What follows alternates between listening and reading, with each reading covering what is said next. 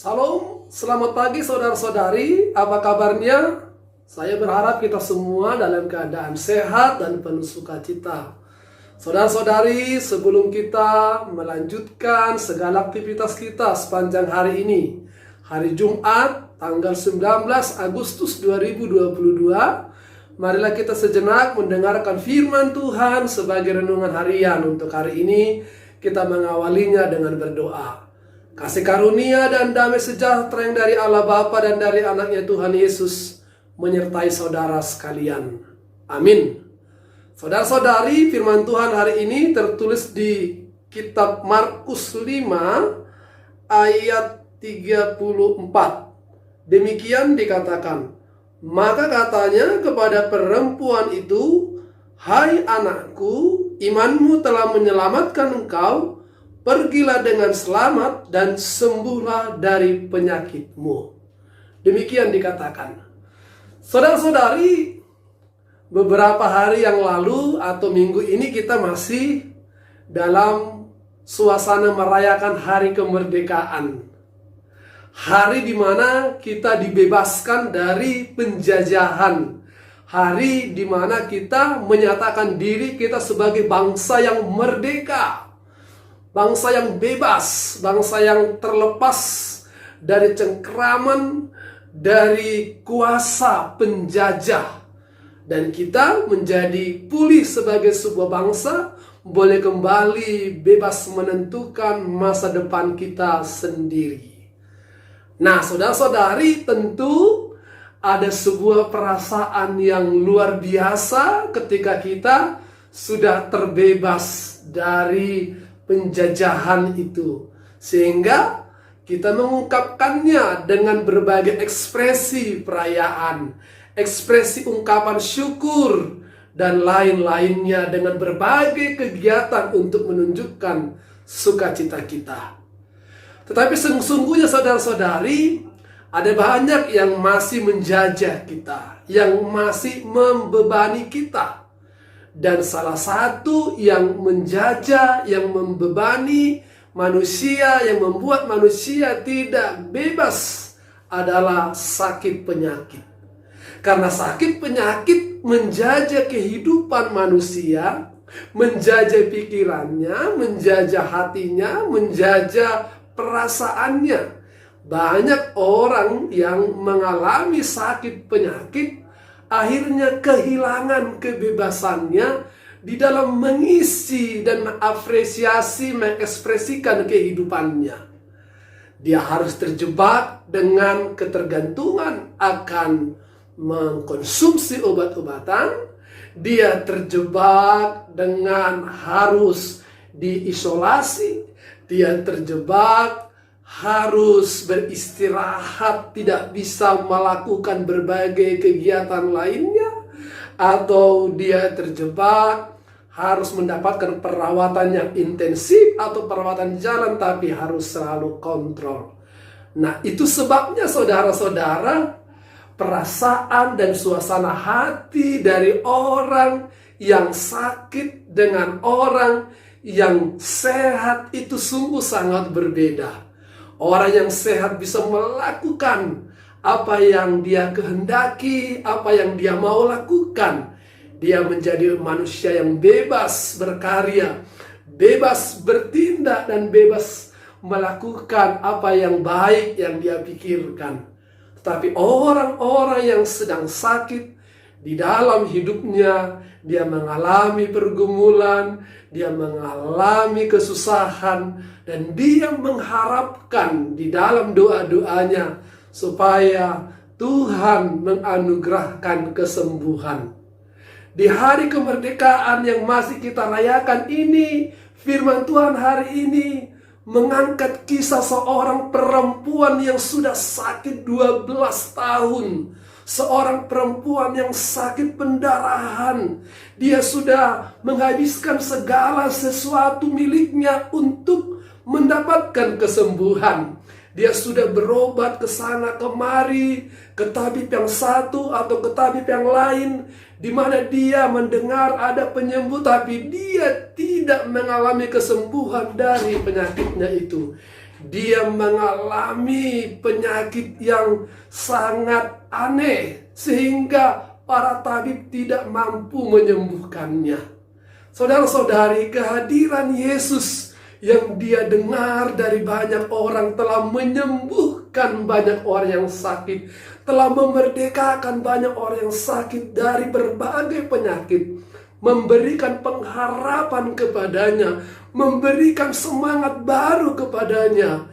Dia berniat di dalam hatinya dan dia berbicara kepada dirinya bahwa dia akan menyentuh Tuhan.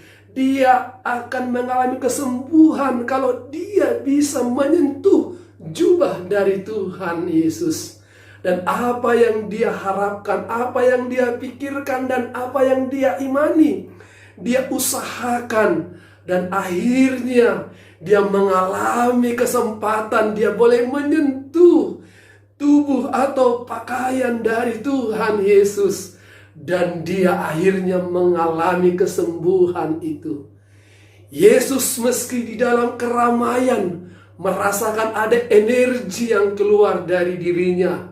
Dan dia tahu bahwa itu energi bukan sebuah energi biasa, tapi energi yang menyembuhkan. Itu sebabnya dia mempertanyakan kepada semua orang yang ada di situ, siapakah yang telah menyentuhnya.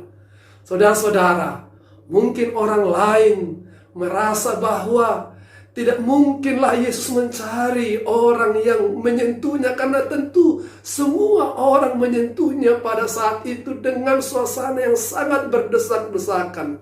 Tapi Yesus tahu sentuhan yang terjadi bukanlah sentuhan yang biasa, sentuhan yang diniati dari iman dari seseorang yang mengharapkan pembebasan, mengharapkan pertolongan dari Tuhan. Sehingga ketika seseorang meniatinya dengan iman, maka terjadilah apa yang dia imani.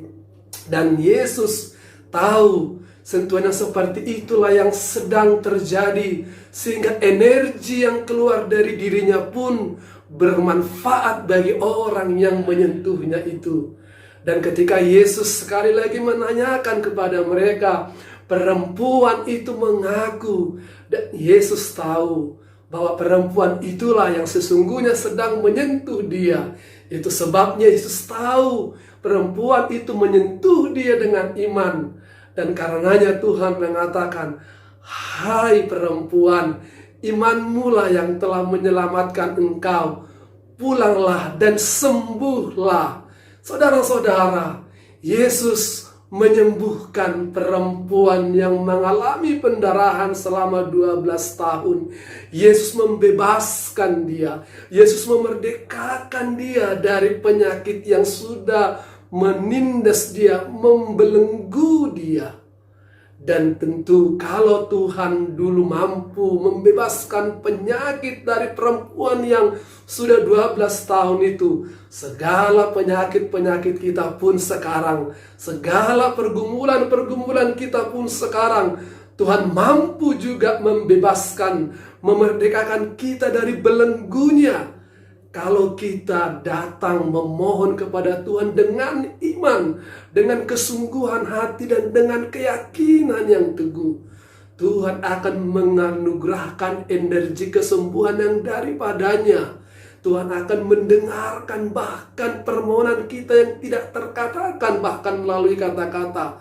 Ketika hati kita mengungkapkan, ketika hati kita meniati dan kita menyatakan dalam tindakan kita, maka kasih dan pertolongan Tuhan akan juga hadir membebaskan kita dari semua pergumulan, dari semua permasalahan dan sakit penyakit yang kita alami.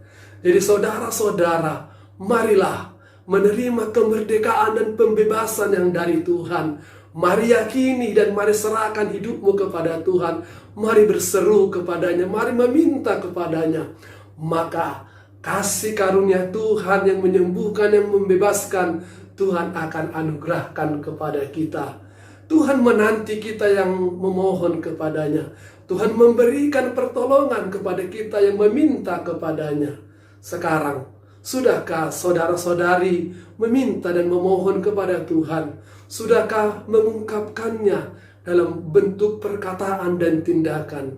Hari ini Tuhan mau hadir juga dalam hidup kita, dalam hidupmu, dalam hidup saya, untuk membebaskan kita dari berbagai pergumulan, sakit, penyakit, dan persoalan yang kita hadapi.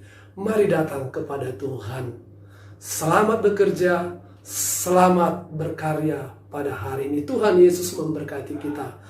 Amin. Bapa dalam surga, terima kasih Tuhan untuk firman-Mu yang kembali mengingatkan kami akan kasih-Mu yang mengalir dan menyembuhkan orang yang memohon pertolongan dan pembebasan dari sakit, penyakit, dan berbagai pergumulan di dalam hidupnya. Bantu kami ya Bapa, sembuhkan dan angkat segala pergumulan kami. Dalam nama Tuhan Yesus, kami berdoa dan mengucap syukur.